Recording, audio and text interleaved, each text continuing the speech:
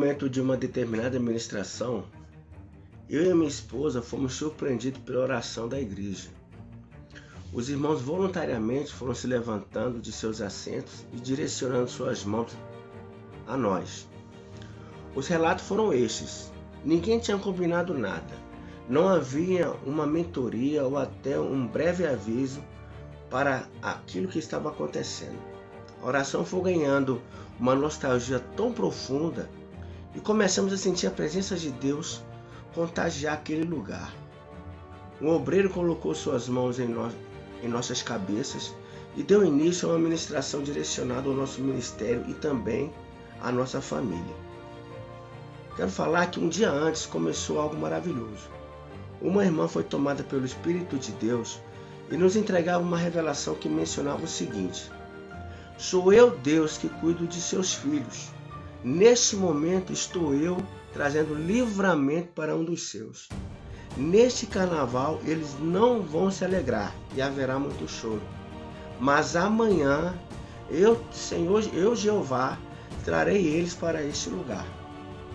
Só uma informação em dizer que meus 2 filhos há muito tempo não fazem mais parte da igreja. São meninos muito amados por todos e creio que o maior desejo do coração de um pai, de sua mãe, é ver seus filhos dentro da igreja. Enfim, voltando ao acontecimento. Quando o irmão ministrava sobre minha pessoa, me veio um peso em minhas costas, onde não conseguia me manter de pé. Aliás, não conseguia me manter sentado. E de repente, caí no chão. Quando caí no chão, eu ouvi esse meu irmão ministrar o seguinte: sou eu, Deus, que toco na sua saúde. Neste momento, o irmão passa a mão em minhas costas. A minha lombar se encontrava um pouco lesionada e eu sentia muita dor para alguns movimentos. Mas depois dessa palavra, eu senti que a dor tinha verdadeiramente desaparecido. Tentei de todas as formas me levantar e testar, mas não conseguia. Foi quando o Senhor me levou a um lugar. Antes mesmo de falar deste lugar, eu gostaria de explanar 2 mensagens que o próprio Deus tinha me colocado no meu coração antes deste evento. A primeira é aquela mensagem onde o apóstolo Paulo dizia: conheci um homem que visitou o terceiro céus. E a outra mensagem é essa: pela fé o Senhor traz a existência. Eu não dei muito ibope para as 2 mensagens, confesso aos irmãos, mas no sério do meu coração continuava lá. Foi quando que naquele momento fui levado a um lugar, voltando àquele lugar. Então Deus me leva a um lugar, irmãos, um lugar muito esquisito, muito feio.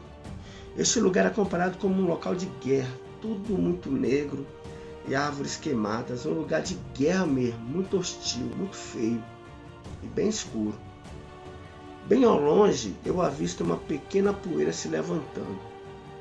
Essa poeira começa a crescer e se aproximar de mim. Observei com mais força aquele movimento e vi que não se tratava de poeira, e sim de guerreiros, tipo samurais em seus cavalos e segurando em suas mãos espadas. Esses guerreiros se aproximavam de mim. Comecei a ficar desesperado com o que estava acontecendo. A minha vida estava em risco, pois senti que eles vinham para me matar. De repente, uma voz que surge atrás de mim fala o seguinte: pegue a arma que você tem, ou use o que você tem.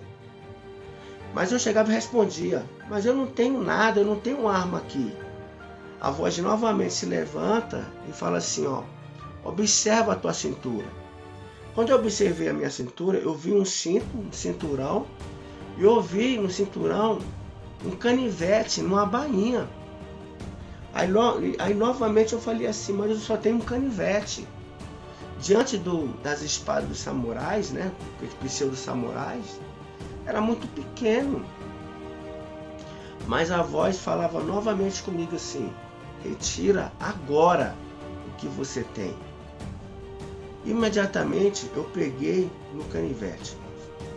Irmãos, quando eu toquei naquele canivete, comecei a retirá-lo, esse instrumento, ele começou a brilhar e a crescer. À medida que eu tirava, ele crescia. E eu não, chegou um determinado momento em que eu não conseguia retirar antes canivete, mas agora eu tenho certeza que nas minhas mãos tinha uma espada.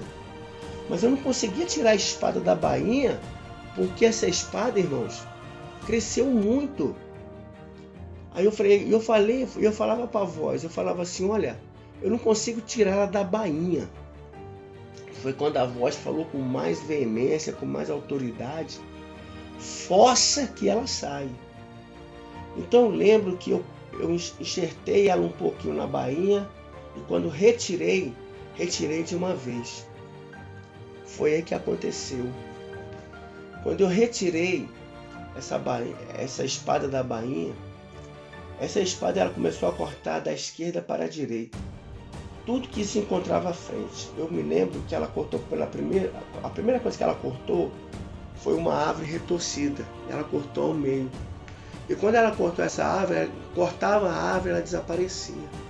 E logo em seguida começou a cortar a cintura dos cavaleiros.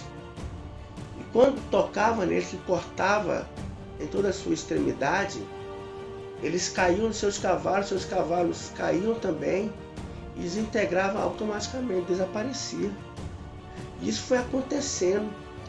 E eu me lembro que não foi uma ação muito rápida, mas eu vi cortando cada cavaleiro, um por um, até chegar na extremidade.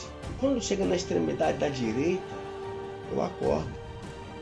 Irmãos, quando eu acordo, eu estou deitado e toda a igreja levantando suas mãos, direcionando para mim.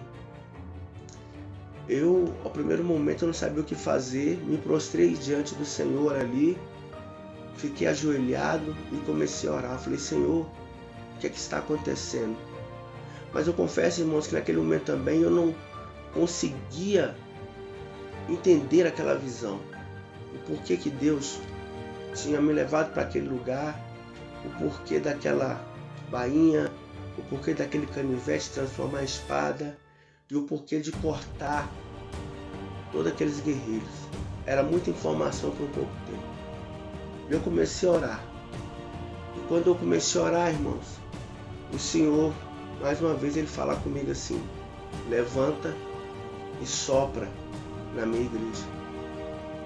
Eu relutei ali um pouco, mas soprar, como soprar? Isso eu falava pela segunda vez, levanta e sopra nos ouvidos da minha igreja. E assim eu fiz, irmãos. Eu me lembro que eu levantei, peguei o casaco com uma irmã e eu pegava esse casaco e colocava na face dos irmãos. Eu não sei quem foi o primeiro, quem foi o último. Só sei que quando eu colocava o casaco na face dos irmãos, eu assoprava no ouvido de cada um e comecei a soprar na vida de cada um. Confesso que eu não estava entendendo muita coisa que estava acontecendo. Algumas pessoas caíram, algumas pessoas estavam muito exaltadas no Espírito Santo, começavam a ficar tranquilas. Algumas pessoas começavam a pular e era muito simultâneo. Era em uma pessoa, era em outra, e eu não parava. E ao mesmo tempo eu ficava olhando assim, meu Deus, o que significa isso? Uma coisa eu sei, o Espírito Santo de Deus tomou aquele lugar, tomou aquele ambiente. Eu percebi que a nossa igreja estava passando por um crescimento que necessitávamos, estava passando por um crescimento espiritual. Irmãos, quando eu abri os olhos, aquela ministração continuava, as pessoas orando umas pelas outras, uma coisa linda e maravilhosa acontecendo no nosso ministério, e eu sem saber o que fazer, o que falar, eu estava atônito. Minha esposa levanta com autoridade, pega na minha mão, a gente faz um círculo juntamente com a igreja, e quando a gente realiza esse círculo, eu vejo um irmão profetizar sobre a vida de outro irmão. Isso me alegrou muito, porque o irmão que estava profetizando era um irmão pela qual tinha pouco tempo de igreja, e eu senti ali que tinha alguma coisa acontecendo diferente. Quando eu vi aquilo eu me alegrei muito, eu fiquei muito feliz com aquela situação. Nós fizemos uma oração e eu falando para os irmãos, olha, o irmão tal, ele está profetizando. Só que os irmãos parece que não estavam me escutando, não estavam me ouvindo, porque a unção de Deus estava muito forte naquele lugar. Tranquilo, fizemos ali a oração final e congratulamos ali, ficamos felizes uns com os outros. Depois começaram os relatos. Pastor, o senhor estava deitado, o senhor levantou as suas mãos e começou a manejar como se tivesse uma espada na mão, como se estivesse numa luta. E eu fui fazer uma associação, até então não tinha falado nada para ninguém. E eu não me lembro disso, de ter levantado minhas mãos para fazer esse manejo com a espada. E quando os irmãos foram falando, eu falei assim, não, irmãos, isso realmente aconteceu. Eu me levou para um lugar muito estranho, como aquele que eu falei para os irmãos. E quando eu comecei a falar, o irmão chegou para mim e falou assim, olha, Deus, pastor, te levou nos terceiros céus. E aí eu entendi a mensagem que o Senhor colocou no meu coração antes de chegar no encontro, que Paulo visitou os terceiros céus. E quando isso veio acontecer, eu comecei a observar que Deus estava querendo falar algo comigo, com a igreja dele. E depois de todas essas manifestações, os relatos foram maravilhosos, os relatos foram incríveis. E os irmãos disseram que, numa situação muito simultânea, eles começaram a orar por nós, foram levantando um, levantando o outro. Eu quero lembrar, irmãos, que um dia antes, como eu falei anterior, Deus tinha falado através de uma irmã que o Senhor ia levar meus filhos lá para este encontro. E a irmã não sabia de nada, ela escreve o nome dos meus filhos, aleluia, numa folha de papel, em duas folhas de papel. Na folha de papel ela escreve o primeiro nome, o nome de um, na outra folha de papel ela escreve o nome do outro, prega na cadeira, e eu só consegui ver em fotos que estava lá toda a minha família reunida, ainda que eles não estavam ali em carne, ainda que ele não estava ali presencial, mas é muito convicto que Deus nos reuniu naquele lugar. Estávamos todos ali, nós 5, estávamos todos ali, e a igreja orando por nós. Quando eu vi as fotos, eu fiquei maravilhado como Deus faz. E isso me chamou muito a minha atenção, porque eu fiquei muito feliz, fiquei muito alegre que o Senhor reuniu toda a família em um encontro. Depois dessa situação, depois de tudo isso, fiquei maravilhado com tudo. Mas por que Deus? Eu falei, por que o Senhor fez isso? Essa era a minha pergunta. Eu orei e perguntei isso a Deus. Irmãos, e o Senhor me trouxe uma revelação. Tudo que aconteceu, tudo que ocorreu, onde eu te levei, é para despertamento da minha casa, é despertamento da minha igreja. E eu pensei, se era para a minha igreja, o ministério que nós temos? Aí o Senhor falou assim, não, esse despertamento é para a igreja do Brasil. E você tem a missão de enviar essa mensagem para o máximo de pessoas. Irmãos, eu fiquei assim atônito, será que é isso mesmo? Será que eu tenho que enviar isso para todos? Será que isso não era somente para a minha igreja? Aí o Senhor falou assim, não.